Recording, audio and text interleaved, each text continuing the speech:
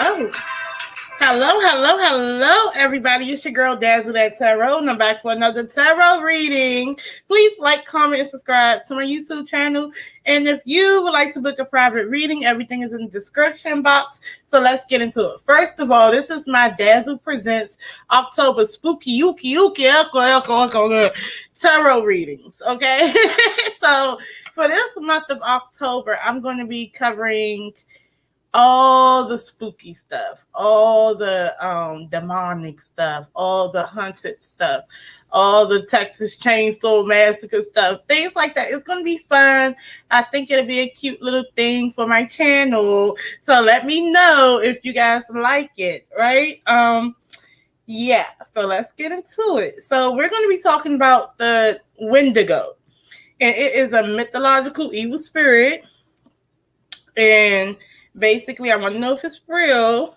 And just a little bit of backstory. You know, I got to Wikipedia some things for you guys so you guys can understand what a Wendigo is.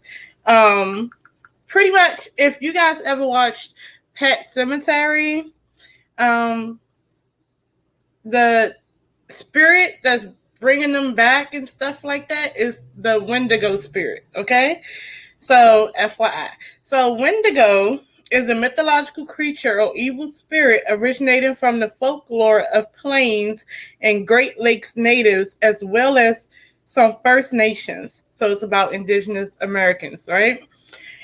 It is based in and around the East Coast forests of Canada, the Great Plains origin of the United States, and the Great Lakes origin of the United States and Canada, grouped in modern ethnology. The Wendigo is often said to be a malevolent spirit, sometimes depicted as a creature with human-like characteristics, which possesses human beings. The Wendigo is said to invoke feelings of insatiable greed/hunger, the desire to cannibalize other humans, and the propensity to commit murder in those that fall under its influence. Okay?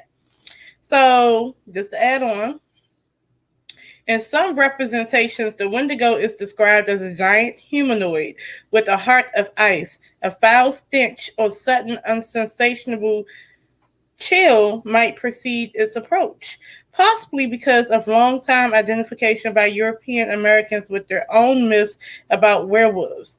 For example, as mentioned in the Jesuit relations below, Hollywood film representations often labeled human/beast hybrids featuring antlers or horns with the Wendigo name, but such animal features do not appear in the original indigenous stories. So basically, Hollywood has, amped up the characteristics, the physical characteristics of Wendigo.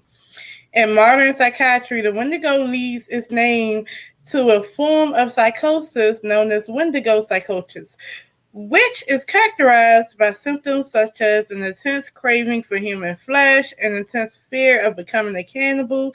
Wendigo psychosis is described as a culture-bound syndrome in some First Nations communities. Other symptoms, such as insatiable greed and destruction of the environment, are also thought to be symptoms of Wendigo psychosis, right?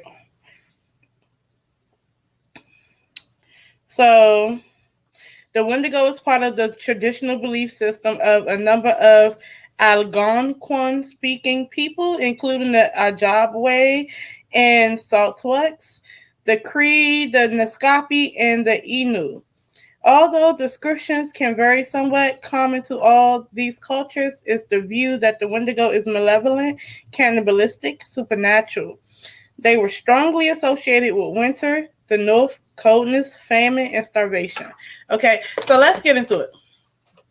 So let me take off this overlay. I probably was choppy with the reading. Hope I wasn't. Oh well. What's up, people? My folks, my peoples, right? So let's just get into it. And I'm gonna be using these cards from Shein. Mind you, don't be at me trying to tell me these are cheap cards. I know they're cheap cards because these particular cards, I bought them because they were cheap. I'm tired of spending $20+ on tarot cards, okay? Okay, like I have over 50 Oracle and Tarot cards in my arsenal. Let me fix my Michael Myers hat. Okay, let's get into this. Get into it. But they still work though. So let's talk about this Wendigo. Give me some energy, spirit, about this Wendigo. What can you tell me about the Wendigo? Outside of what they told me on Wikipedia. Let's get the energies. Is this mythological creature / evil spirit real? Is it real? So, if it gives me a story, it might be, let me see.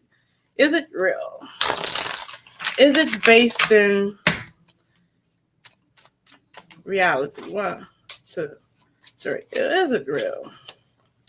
The world card, yes. Right?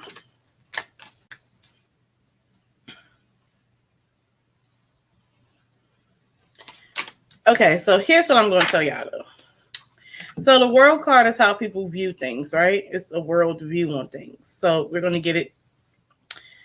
Oh, before I start, I'm using this one.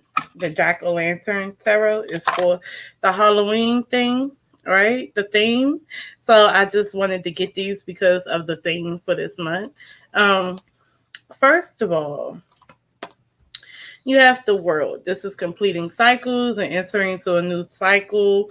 So it could be about seasons, but it's the world view of seasons. And we have to think this is from ancient indigenous mythology. So this is their world view about the seasons changing. So to me, if they had stories and stuff, like, how, like I said, folklore stories, whatever the case may be, it's part of that about the seasons, right? The Ten of Wands talks about a burden. So I feel like the people of the land with the heavier winters and things like that, they had burdens. It was a lot of weight on them. So it would be about famine and starvation, right? And about what happens when you're going through those things, right? Also, the Eight of Cups talks about fleeing things that does not serve you anymore, right? So I feel like emotionally, I'm gonna put this aside. So here's how I kind of feel, right?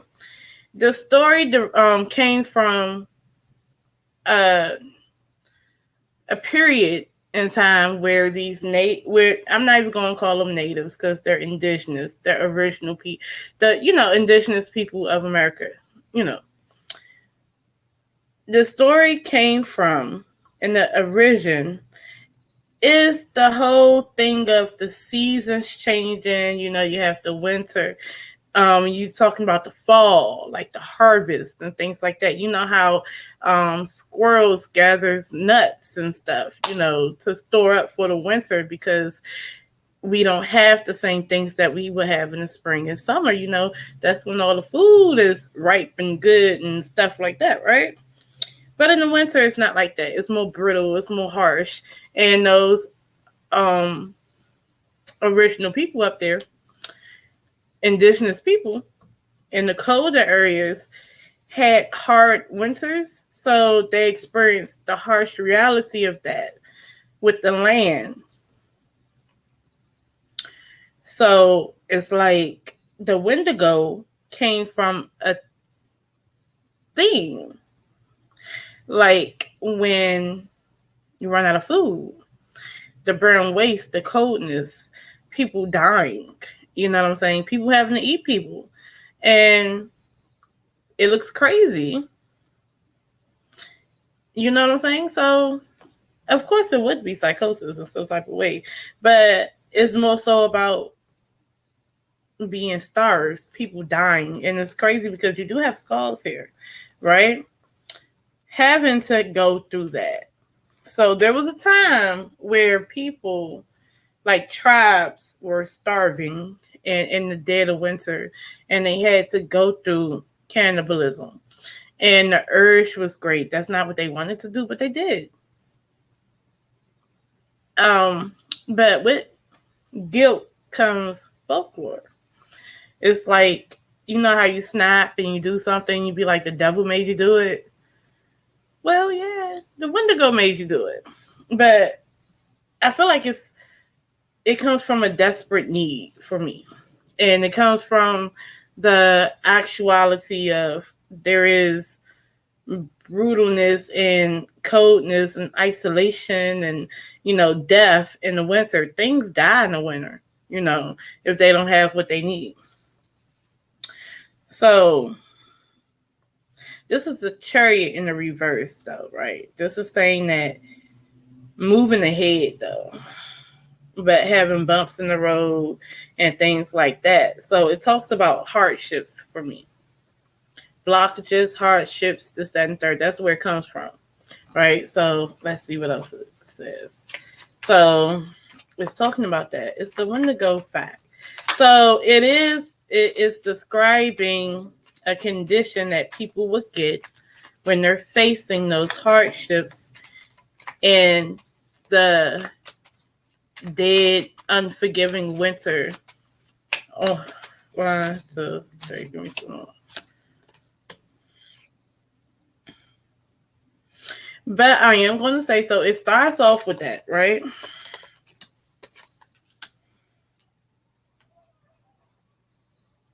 These are stories, but they're facts. So then you have the Two of Cups, the King of Cups, the Page of Cups, and the Four of Pentacles in the reverse. So I feel like the wintertime still is the wintertime for me. I feel like a lot of things had to be let go. People couldn't hold on to things, which is sad. People couldn't hold on to people because people was dying from sickness, from starvation, and things like that. People couldn't hold on to people. The Two of Cups talks about a partnership. The King of Cups can be someone. You know what? I think maybe people who are tribal leaders. I don't know, like storytellers. I don't know what tradition it was. I don't know if it's the woman who were the storytellers, the elders, or the men, right?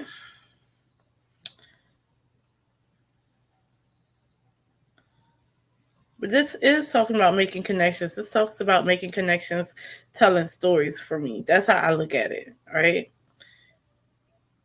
Because winter was approaching, this death, this call,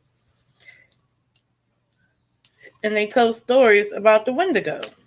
Now, mind you, the Wendigo is actually, the face is like a skull of a deer, a stag, whatever. But I feel like it's in here. So it's like stories about the Wendigo. So I feel like the stories represent situations. I'm still saying it, right? The stories represent situations. Folklore it's been told from one person to the next, to the next, to the next. But the fact that I see all these skulls, and that's what's really pointing out to me, it represents, it's not so much of an entity like an actual one spirit causing all of this. It's the situation that formed this energy, this desperate energy that turned people into monsters, right? So is it real? Yes, in a way, because it's an energy. Am I saying that right? So, yes, things being revealed. The moon is in the reverse. So that just popped out. So it's an energy of desperation and starvation from people, from indigenous people. And it took on a life of its own. But it's not unreal, because if you was in those situations, that energy would take over you too. And it talks about deaths, stench, things like that, like carcasses, whatever the case may be. It's like I kind of feel like, and then it's the shame of cannibalism. You know what I'm saying? You're eating your brethren. You know. Let's see what else I can get from this. What else can Spirit tell me about the Wendigo? This one to come out. Like I said, a lot of people, they like to blame something for something, right? And I'm not saying it in a disrespectful way, but to better understand the better understand and the better cope for what's going on in the world around them or the situation that they're in, they have to come up with a scenario that fits their brain. And a lot of indigenous people believed in spirits and things like that. So it had to be a spirit, the 8 of Swords. This is not thinking outside of your own self, your own thought processes. So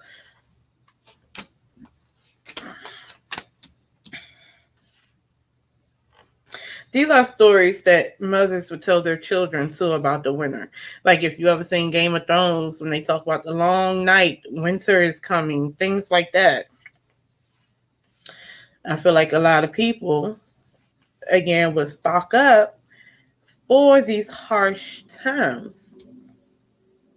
And it helped them. So the stories and their way of life and their way of thinking, the way they explain things to each other,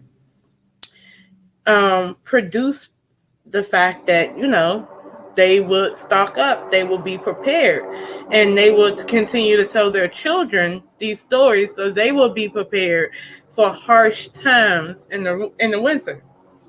That way, they're not left out in the cold. So, boom. So, the Wendigo, is it really an evil spirit? I feel like it's an energy of desperation. It's an energy of hunger. It's an energy of despair. And it's coming from people that are in despair. Not being able to handle things, not being able to juggle things, the things that's going on around them. It's the energy of being tired.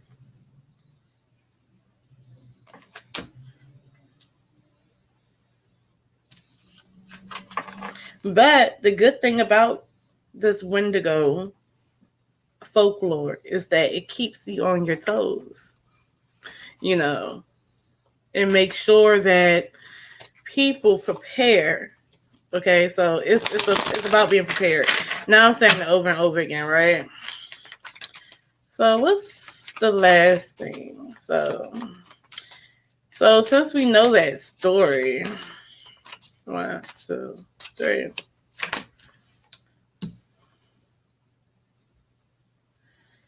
And it's about the conflict and the death and the things that they were doing. Okay. People lost families. Homes were shaken. Okay. So how I feel, and I'm going to wrap it up because now I'm saying it over and over again.